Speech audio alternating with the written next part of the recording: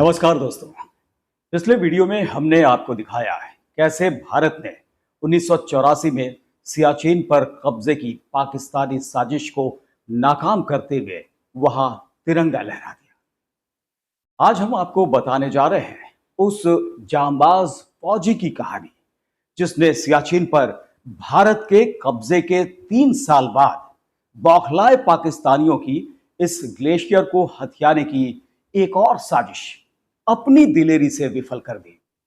दरअसल हुआ ये कि 1984 में भारत ने सियाचिन पर कब्जा तो कर लिया, लेकिन पाकिस्तान शांत नहीं बैठा था। उसने गुपचुप तरीके से साल्टोरो रिज की सबसे ऊंची चोटी कायद पर एक मजबूत चौकी बना ली।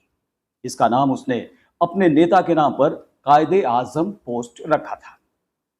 यह पोस्ट 21,153 फीट की ऊंचाई पर था और इतनी ऊंचाई से पाकिस्तानी सैनिक नीचे मौजूद भारतीय सैनिकों को बड़ी आसानी से देख सकते थे और जब तब गोलियां भी बरसाते रहते थे।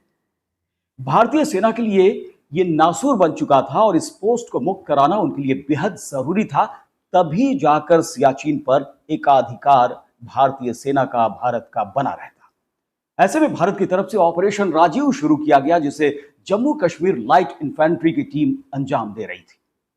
शुरुआती दौर में लेफ्टिनेंट राजीव पांडे और उनके साथी इस मिशन के दौरान शहीद हो गए। दूसरा प्रयास हुआ।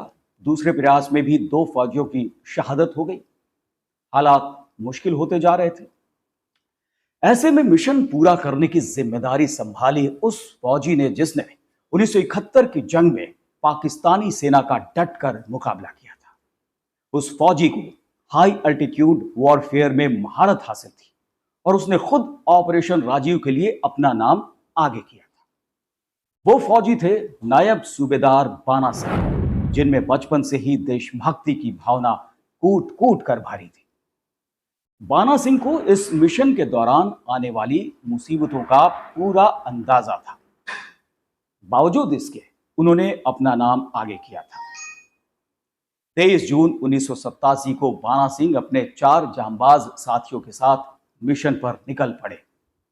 उन्होंने रात के अंधेरे में भीषण बर्फीले तूफान और -50 डिग्री तापमान के बीच 500 मीटर ऊंची सीधी खड़ी बर्फ की दीवार पर चढ़ने का फैसला किया।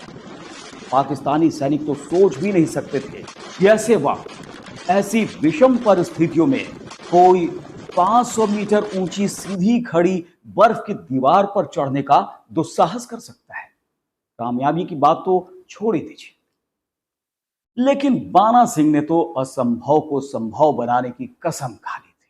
बर्फीले पहाड़ों की मुश्किल चढ़ाई की अपनी ट्रेनिंग को अमल में लाते हुए बाना सिंह अपने साथियों के साथ कायद पोस्ट के नजदीक पहुंचने में कामयाब रहे।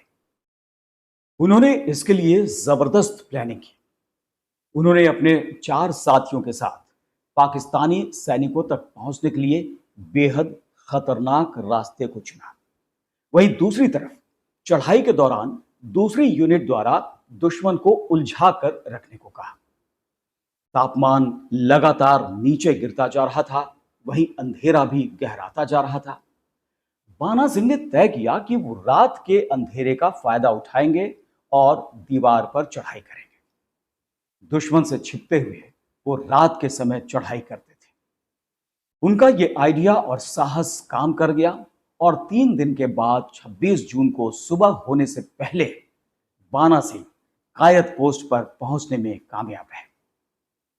उनके साथ लांस नायक लक्ष्मण, सिपाही चुन्नीलाल, बलवंत और ओमराज थे।